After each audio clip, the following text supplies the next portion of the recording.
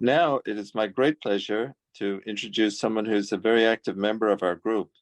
And she actually, Millie did a talk for us on our Friday meeting that wasn't recorded. And everybody after the meeting said, "Why didn't you record it? It was great. I want to hear it again." So I'm glad we are recording. And now, Millie, I'm going to turn it over to you. And she's going to give us a talk on emotional sobriety and food. Thank you. Thank you so much, Patrick, and thank you so much for everything you do and who you allow us to be. So, my name is Millie. I'm a recovered compulsive eater. I've been in OA since 2000, and I've been in planning meetings since 2001.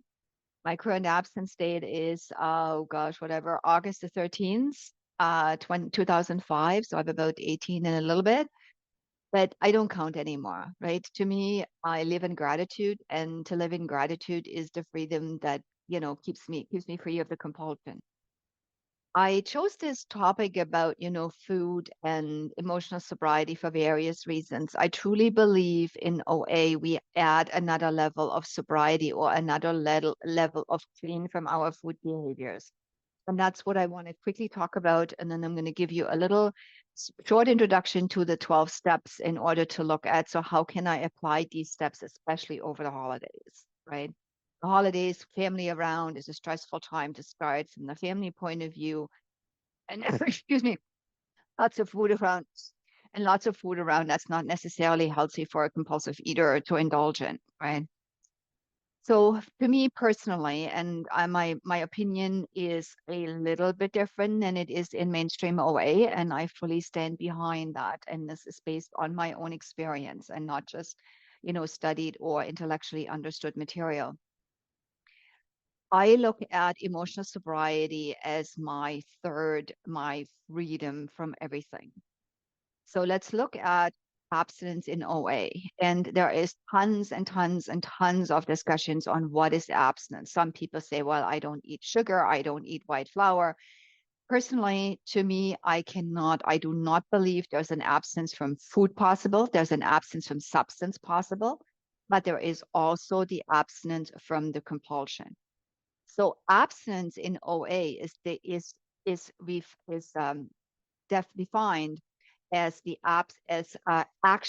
action from refraining from compulsive eating and compulsive food behaviors while working towards or maintaining a healthy body weight, embodying and applying the principles of the program. So to me, that means absence is an action. Those are the things that I do not entertain the compulsion. These actions for some people can mean they weigh and measure their food. For me, very early on, for instance, I wouldn't go to Costco because I couldn't in the morning because I couldn't take the smell of the baking. Okay, part of my upbringing was in a bakery. I had all these bakery binge foods readily available to me at any given time. Much of my story was about not being able to communicate. So my communication, often the wanting of attention, the wanting of time with my parents had to do with food. So I won't get into that into any great detail. But to me, abstinence is an action because that's what it's defined. Now looking at being a compulsive eater, what does sobriety mean? Well, sobriety means that I'm not even interested. It means I have found the freedom, okay, through the steps. In step 10, I have found the food neutrality that keeps me safe and sane, as the step 10 promises promise. But I don't have any interest. But where does emotional sobriety come in?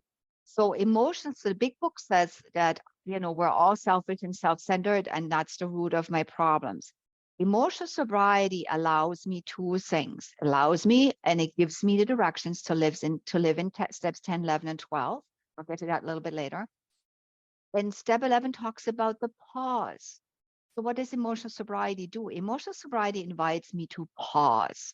So I'm at a family gathering, there's lots of food around. I'm full, I'm not hungry anymore. I can pause. I can pause and ask my higher power, okay, so I've had XXXX, so and so many ounces of this, so and so many ounces of this. of that. This was all healthy, clean, abstinent food for me. Okay, do I need this? And then I can pause and ask. And very often the answer will be, well, you're full. I gave you the signal, you're full, so you don't need it. And I can let go. And then I can conduct myself, and this is in a loving way, so that I bring unconditional love to the situation. In this family situation, I can bring unconditional love to people who need to eat way, way more than they usually do, or who want to eat way, way more than they usually do, because that's where the steps now come in.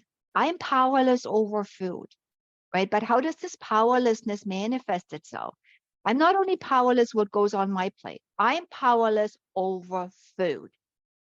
So that means anybody, however they indulge, whatever they eat, is their stuff. It's their business. It's none of my business. I have one family member who struggles tremendously with food, who is morbidly obese, and yet she continues and continues and continues. It's her choice. It's her food. What she puts on her plate is between her and her higher power, which gets me to step 2. So came to believe that a power greater than myself can restore me to sanity. What does that mean? So this power greater than myself, I just want to go back to step 1 in one thing. There are some, I heard a speaker, and Herb talks about this often, about some of the great secrets in the program. And one of the greatest secrets he talks about is the unmanageability. And that is, to me, the true freedom. If I can admit that my life is unmanageable, or a situation is unmanageable, what that means to me is that I am free. I am free to just let go. I am free of the need to control. Because in essence, I truly believe that no matter what our substance is, no matter what our coping mechanism is, and addiction is a coping mechanism, in my opinion.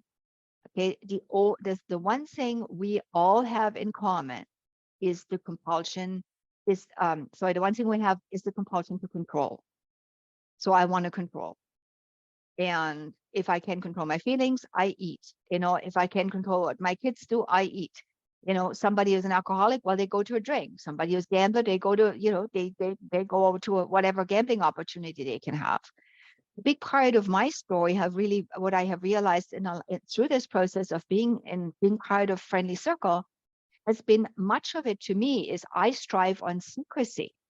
I actually like the high of the secrecy.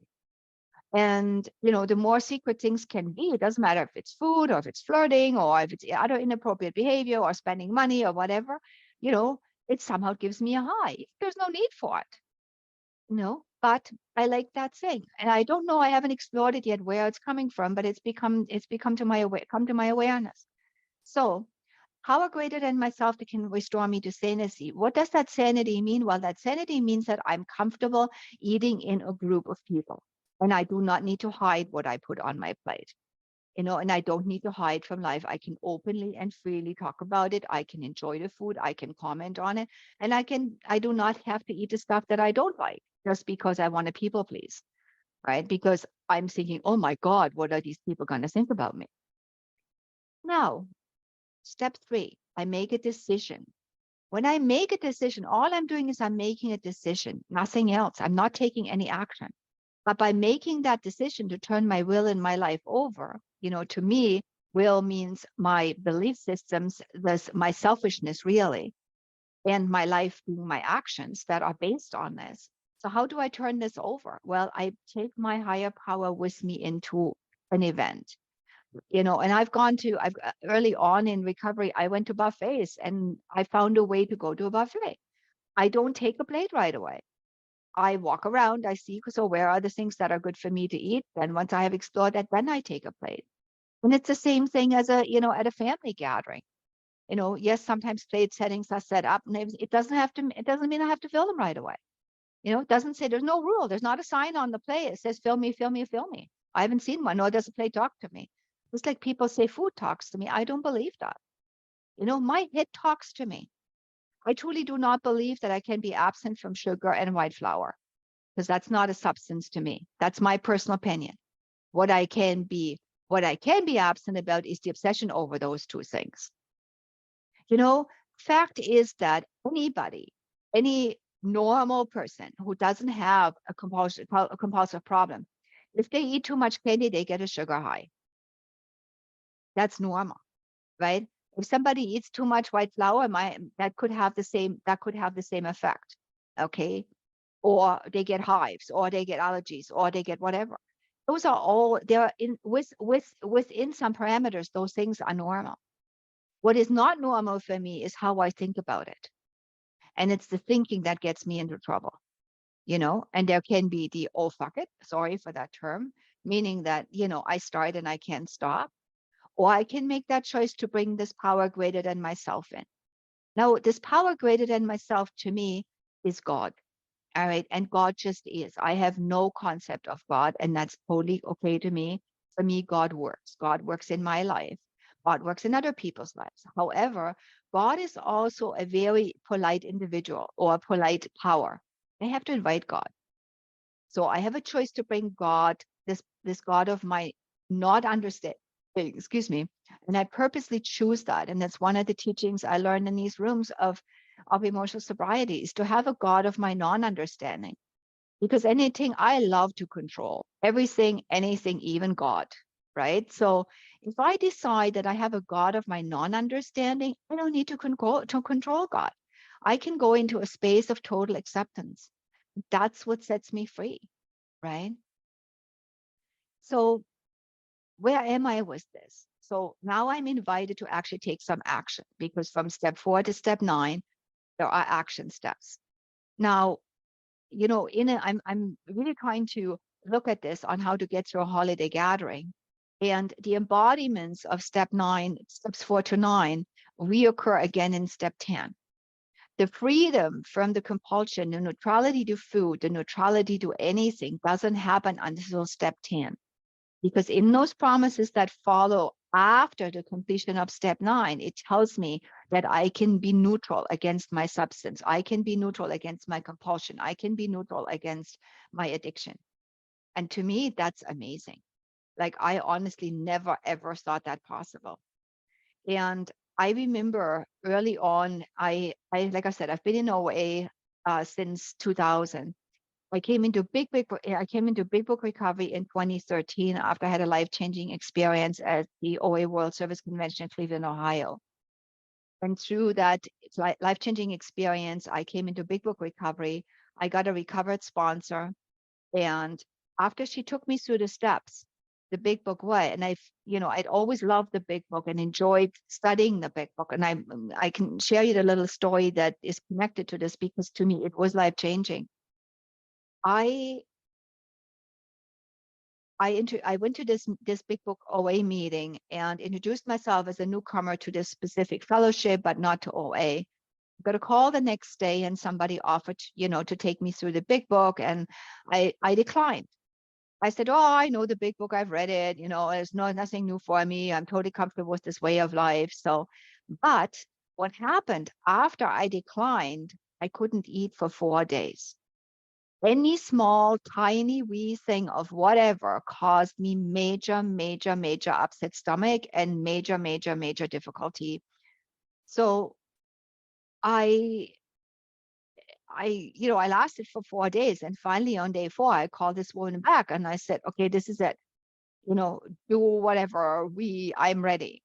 And on that day, the compulsion left. On that day, the upset stomachs left. Fast forward a little bit, after after I worked through the steps with my recovered sponsor, she said to me, "The compulsion will fall off you." And I thought, "You must be kidding." Absolutely not. I still, do this and do this with food and sort it like this and organize it like this. But of course I control it, because that's what I want to do.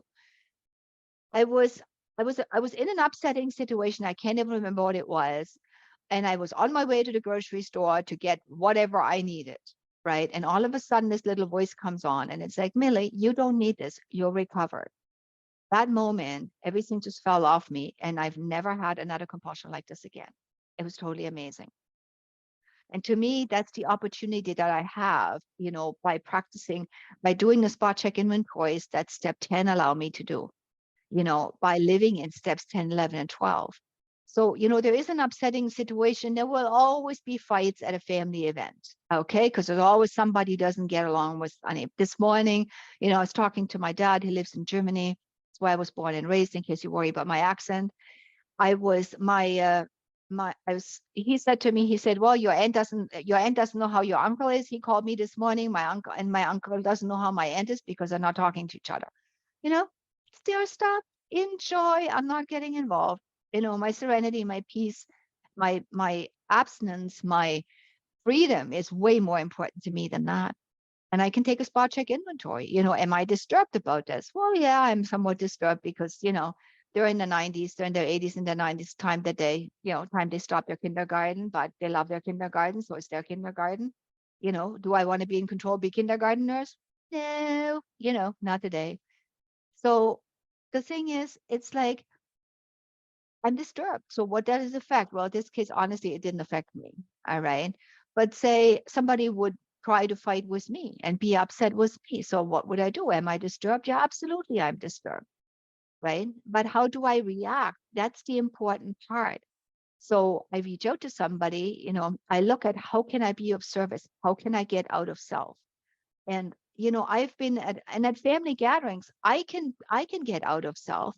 There could be an elderly family member that has difficulty walking. I can get them their food.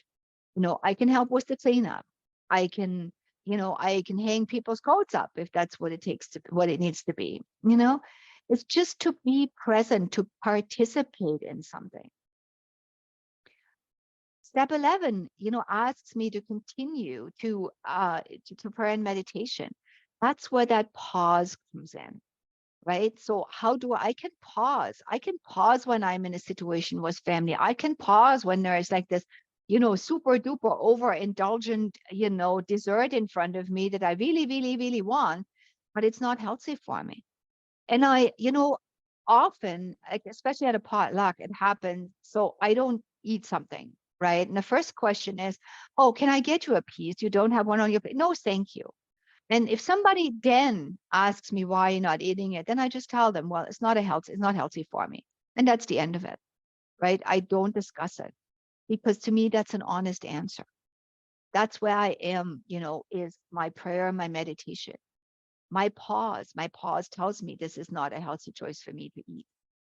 Because if I pause, I truly believe if I pause, and to me, this is another one of those deep secrets of the program, is that if I pause, I can't relapse. It doesn't matter what it is I relapse in. It doesn't matter if it's food or alcohol or sex or money or, gambling or drugs. If I pause, even if I pause just for 5 seconds and I check in with this God of my not understanding, God, okay, is this really a good choice for me to eat? I will know in a very short period of time that it's not. And then I let it go. And step 12 tells me, so 12, I'm in the last little while, I'm really understanding the depths of step 12 more and more. So the first thing is, it says, we try to carry the message. Okay.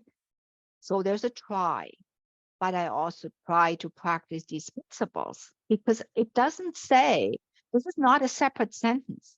It says, I try to carry the message. I might not succeed. It doesn't matter. To me today, I have this opportunity to share with you what it means to me living in the steps and what it means to me to go through this process and go through a holiday season and go through events that are around food and be comfortable. But, I only try. If, you turn off your screen and, you go binge, that's your choice. Right? I'm powerless over that because I am powerless over food, but everybody can make their own choice. But I try to carry the message. It's not about success.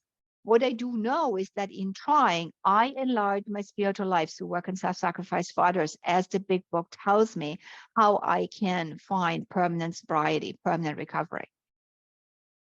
I'm enlarging my spiritual life through work and self-sacrifice for others. And it doesn't say for other addicts. It says others. So that others could be a family member. I remember years and years ago, I went to a funeral with my husband. It was his aunt passed away. I never met her. And yet I was able, there's one of his uncles was severely disabled, and I was able to help him. I was able to help some other people was, get them their food or help them to the bathroom or, whatever, put them their coats, and so I made myself useful, even though I didn't know anybody. I was still comfortable. I didn't sit there and, oh my God, I don't know anybody. Oh, poor me, poor me, poor me. No, that's not. So I try to carry the message. Okay. And I try to practice these principles. I'm not perfect at it. Okay. I make mistakes.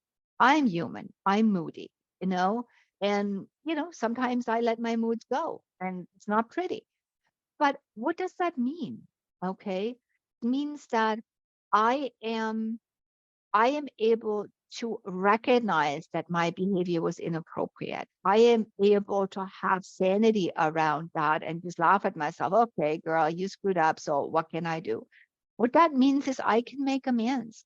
I can talk to that individual that I hurt intentionally, unintentionally, and say, look, this, I wasn't kind to you. I'm really sorry. Or, how can I make this better? Is there anything else that I can add to, improving the situation? And sometimes people give me an answer, and sometimes the people don't give me an answer. But at the end of the day, I want to be peaceful. And that's another principle that I apply to food. Food is never perfect. For some people, they have this totally, how should I say this? There's a span of eating that's fairly rigid, and this is the way it has to be. And if I didn't eat that way that day, then I'm not absent. Okay, life happens. I remember being on a British Airways flight years and years ago, and I'm gluten free, so I ordered a gluten free meal, and they brought me something that I usually didn't eat. Okay, I was in 30,000 feet above sea level. Like, explain to me, how can I get to the next grocery store and get something that's appropriate for me to eat? I still had another about 5 hours of travel ahead of me by the time I landed in London, with very tight connections, another flight, and transportation, public transit, and everything. It was possible. I prayed. Okay, I said, God, this is not a food choice I would normally make, but my body needs to be nourished. Please allow me to nourish my body and not to nourish my soul. And of course, immediately, I ate it. I ate it very mindfully. I prayed while I ate it. But of course, a few hours later, oh, next time I fly British Air, I do the same thing again. Oh, they're going to serve me. Now the compulsion sets in. And I want to talk a little bit about this compulsive thing too. For me as a recovered eater, what does that look like? I can be in the food. So I am, I have no abstinence. I have nothing. I'm going to a wedding. What do I think about? I think about the cake. Why do I think about the cake? Well, because the bride and the groom starved themselves down to a size 0. All right. And that's fantastic, because that means there's lots and lots and lots of cake left over for me. Now, I go to the same wedding and I'm abstinent. What do? I still think about the cake. Why do I think about the cake? I think about the cake because I think the bride and the groom are really, really upset if I don't eat their cake. Okay. Now I go to the wedding sober. What do? I think about what can I contribute, what am I going to wear? Now I go to the same wedding emotionally sober. What do? I think about how I can be of help and service to the wedding. How can I make the celebration for the bride and the groom even a better celebration, more peaceful celebration? And to me, that's my principle today, is what feels peaceful. That's a part of emotional sobriety, is looking at how do I conduct myself? Do I conduct myself in a peaceful way? Do I conduct myself in an appropriate way? Do I need to be the center of attraction? Am I comfortable in a room full of people? It was something I had to learn. I came to emotional sobriety last year in January, so it's been almost 2 years. And my life has not been the same since. I can honestly tell you that.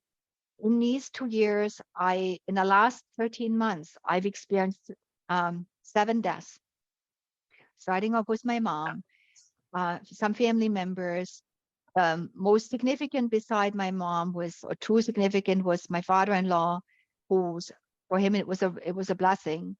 But my grandson, my 21-year-old grandson, woke up beside his dead girlfriend, and she was 21. So those were shocks. We had some very severe family crises in our family. How do I conduct myself? How can I contribute? Not to go into drama. Oh my God, I'm the poor grandmother. And that's what it used to be like. My husband has severe PTSD. It is in remission. It was fantastic. I could be the victim. Look, the poor me on, how poor am I that my husband has PTSD? Well, today it's not important. Today it's 5 minutes. Thanks, Pat. Thanks, Stefan. Today it's like, how can we, what can I do? Like, how can I be of service to this life? I'm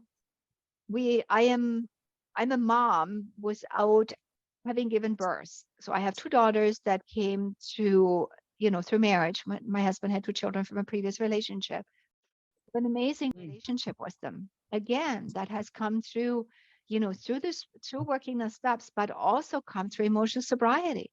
I can learn, I can look at what can I do? What can I offer? What is the right steps to do? I've met some amazing people in this program. And in this emotional sobriety fellowship, one of the speakers once talked about being, working in grief recovery.